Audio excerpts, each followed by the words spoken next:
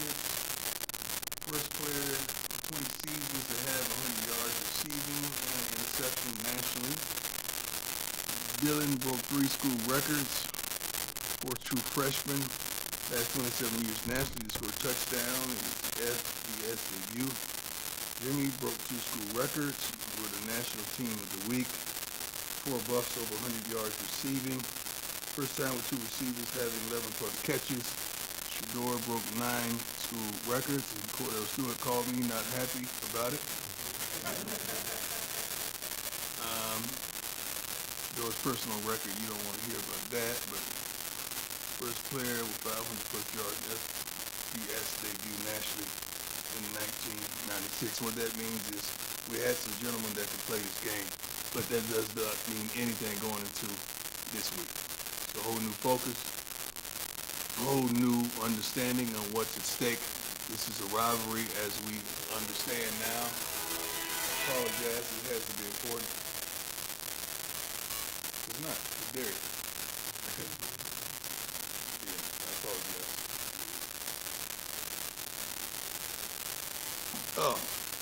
The rivalry, we take it very seriously.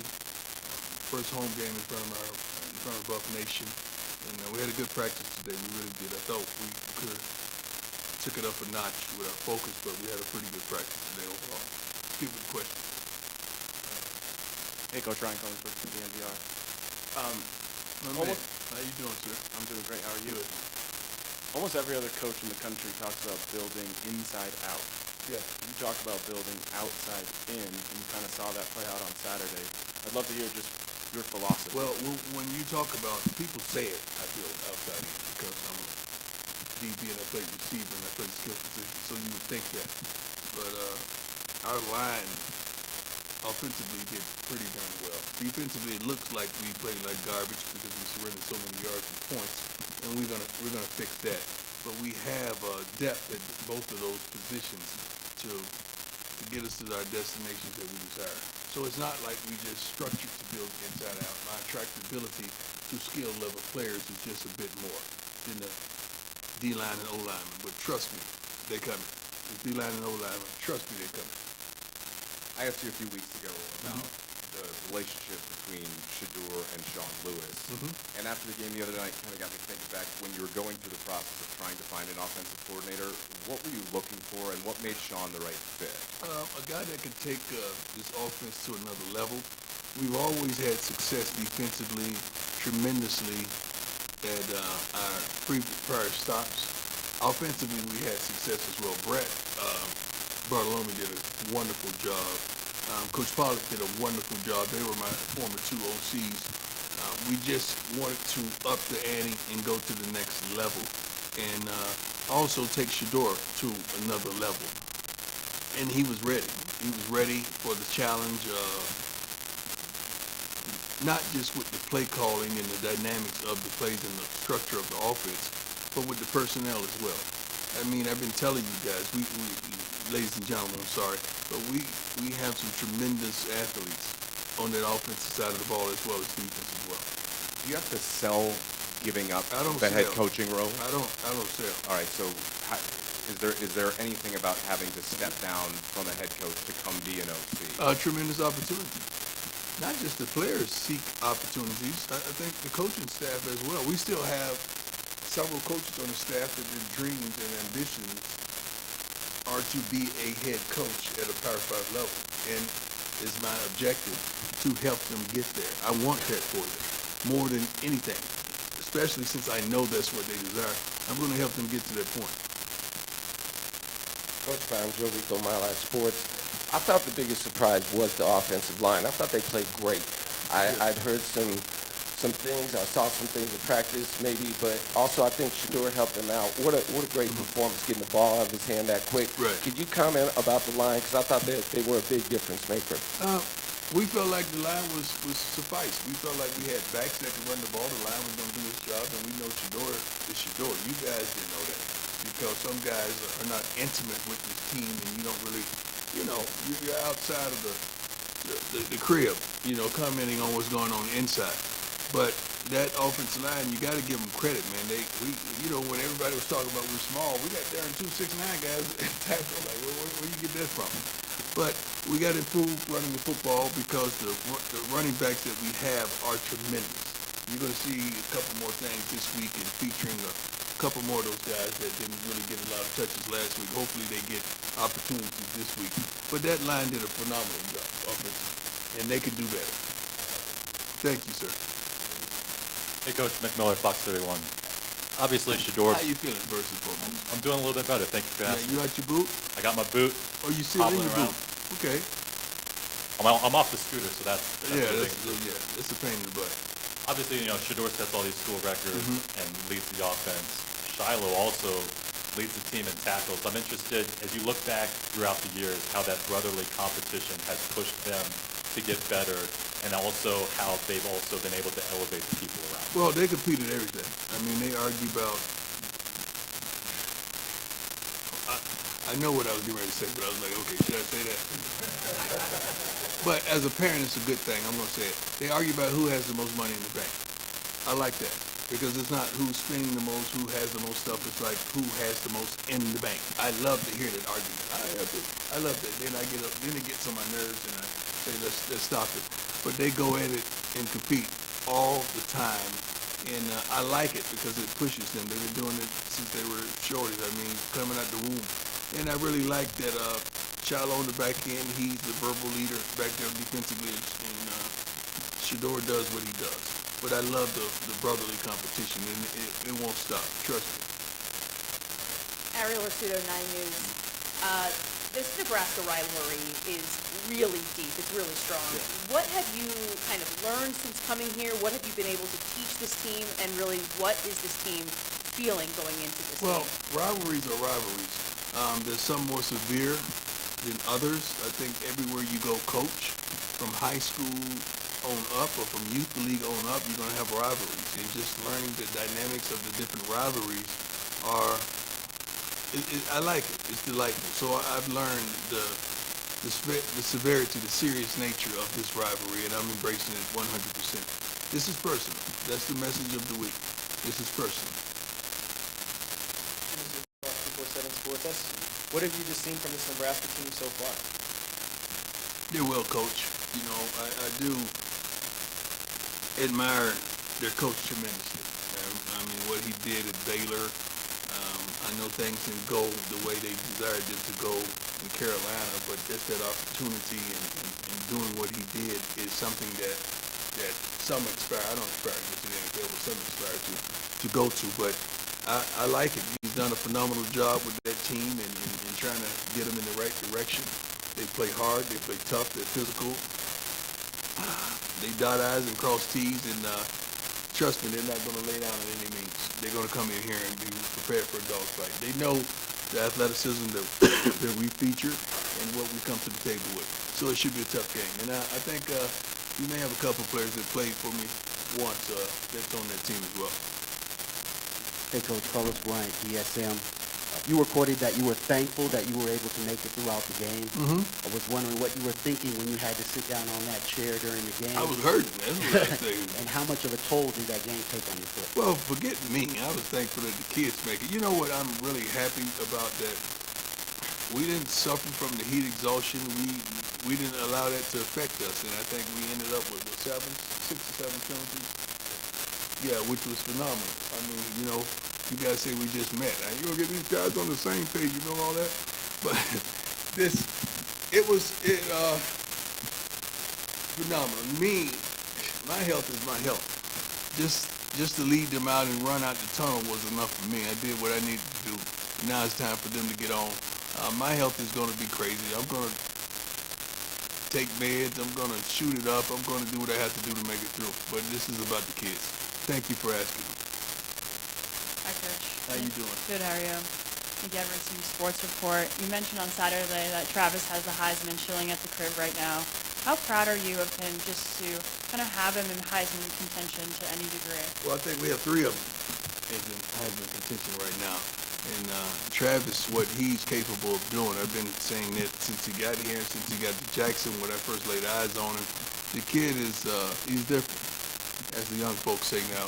He's phenomenal. He loves the game. He gets upset. Like I told he and Dylan, I don't want to see him practicing until Wednesday. So they're going to start work tomorrow, which gave them a few days off to get their body recuperated. But this young man loves the game of football, and you try to find out the intangibles about his life so you can recruit to that. You try to find out what makes him tick, what makes him him, and you recruit to that. You're not going to find anyone in the country with that talent, but with the thought process of how he goes about life. That's what you're trying to identify, and go select young men that can accompany him on the journey. I didn't see. I'm sorry. I don't know. You just first wanted to alarm me with that. I had no idea. I love it. Travis is like a darn son to me. Travis got a tear out of my eye last week, man. He brought me, I'm a fisherman, he's a fisherman. And he brought me a little lunchbox looking thing, which was a reel. It was a reel inside that was unbelievable. And, you can't even get tangled up in this reel. You can't get a bird nest in this reel. It was phenomenal. And he has the rod coming with it. And he's telling me, but he's teasing me. He's giving me to piece by piece. But just for him to care enough to understand that, that's what I love. And that's what we share in common. So I love that. I love that young man's life. It has nothing to do with his athleticism. I just love him as a person. He's a tremendous human being. Hey, Coach, Tyler King. How you doing, sir? I'm well, thank you. Just curious from your playing days, if you have any memories of Nebraska as a former really big power and one of the top teams in the country. What you remember about their team? They were unbelievable. One of my dearest friends, Broderick Thomas, played for Nebraska, and I can remember on one of my bye weeks in college, I went to see him play, and I saw the crowd and the way they responded, and it was unbelievable. But I think I played them. I think it was my freshman season. We went to play in Nebraska, and I'm pretty sure we won. But it was a tremendous sight to see how they love football in Lincoln. Hey, Coach. Jack Harlow with Buffalo Wire. On Saturday, I don't think we saw Alton McCaskill or Kamani playing. Just wondering if you could give us an update on those two. Well, Kamani has to be ready. He has to get ready. He has to get ready to play. McCaskill, he's close. He was mad today because he took it upon himself to take his gold jersey off on himself and not, we didn't tell him to. I'm like, I don't want you hit in practice. I want you to make it to the game. But he wants it so bad. He wants it right now. And we're going to monitor him and see. He shouldn't have. I wanted to take it, but he shouldn't have dressed out. But I wasn't going to play him. That wasn't going to happen. But the kid wants to play right now. Now we got to make sure he's ready. He's prepared. Coach Sean Keeler at the Denver Post. Yes, sir. You mentioned Travis. I'm curious, as somebody who could play anywhere on the field and did, why do you think it's so hard for a defensive guy to win the Heisman, to be considered for a Heisman? And what can you say to those older voters who just won't embrace that? Because they want action. They want action. They want to see plays made, and it's hard to make plays when the play is not designed for you to make it. You got to be so aggressive and so dominant as a Charles Woodson was to be able to command that type of attention and make those type of plays where you actually win the Heisman. Just having the audacity to get on the offensive side of the ball and be dominant, that gives him the upper hand. He's tremendous. I think I said I don't forget what show I was on yesterday. You have so many young men in high school that play both ways. And all these coaches promise them that you're going to be able to continue to do that when you come to this institution. And they lie. They're just doing it to get them. I haven't seen it. I just haven't seen it happen. And I told them I'm not hard to find. I know how to do it. I know how to monitor it. I know how to make sure that you're where you need to be. But the rule I have that you must be dominant on one side of the ball before I allow you to go to the other side. You must be dominant. And I feel as though Travis has proved his dominance on either side of the ball. And he's in incredible shape as well. Coach. Jason Jones from Buff Beat. How you doing, sir? Hey, not too bad. Good day in Boulder today. Mm-hmm. Obviously, Travis Hunter looks like he might be the greatest player in college football right now. Yes, but he is. I'd like to get your response to the play of Trevor Woods as well as Miles Slusher, Okay. two other DBs that were critical in that game. Yeah, Trevor has been consistent. That's why he started. He's been tremendously consistent at understanding the playbook, getting guys lined up, and doing his job. And he did his job tremendously in that game. Slush has been a guy that's been consistent. We ask a lot of him, not only on the defense side of the ball and special teams, but I think Slush is banged up. Are we saying that? Or are we not saying that? Well, Slush is banged up. I don't think he's going to play this week. Yeah, but he's banged up, and I want to do what's best for him right now instead of what's best for us right now. I don't want him, just lagging and continue with this. I'd rather him go. If he has to get a minor surgery, let's go get it right now so you be ready for the run, because we're going to make a run. Coach Brian, how you doing, sir? Good. How are you? Good. I know, as a coach, you mentioned the other day you're already looking forward to the next one as soon as that one was over. Yeah. As you watched film, what are some things you saw that this team needs to get better at, especially defensively? Us? Yeah. We got to stop the run. We got to tackle a lot better. Linebackers got to do their jobs. Coach Kelly called a great game. We must execute the calls. Great game, great calls. You know what's supposed to happen, but when it don't happen, you get upset. And I can't get upset with the coach. I'm upset with the kid because I know what's supposed to happen. And we got to hold those young men accountable, and we will, and we have. So he called a great game, but we must be better defensively, because that in turn gives more opportunities to score. But the thing about that last game, the way it was going, scoring, I just said to myself, as long as Shador has the balls last, we're good. Because he's going to get us in. He's going to get us there. I've seen it his whole life, so I'm very secure with him. Pat Graham, Associated Press. Nice to see you. Big win, possible ranking. How do you keep them grounded and not read their own headlines? And do you want that? Or do you want them not grounded? Well, I want them to read their headlines because I'm not stupid enough to think that they're not. I hate when coaches say that. Don't read your clippings. No, read your clippings. You balled out. I want you to read it. But you got to understand, everything they say ain't true. Either way. And we started winning, not in the news press and not on Saturday, but we started today. We started with the scouting report today and understanding today. Yesterday, probably half the team was in watching film and getting prepared and studying. So I love that aspect of who these young men are and what they want. But they've seen the results of hard work and labor. They've seen that, hey man, all we got to do is win. You see all the attention that we're getting? Like that has registered now. And I think that's something that they couldn't fathom. They didn't understand that it could happen because of the light that shined upon us, and we're thankful for that. But these young men, they know now, if, man, we just ball out, we're going to get the love that we desire. And that's all they want. They want attention, focus, and a little love and light. And ain't nothing wrong with that, as long as they use it in the right way. We're at 25. I ain't mad at that. When the last time we've been ranked? Okay. Also, you said that Shador has been like this his whole life. Yes. You can trust him.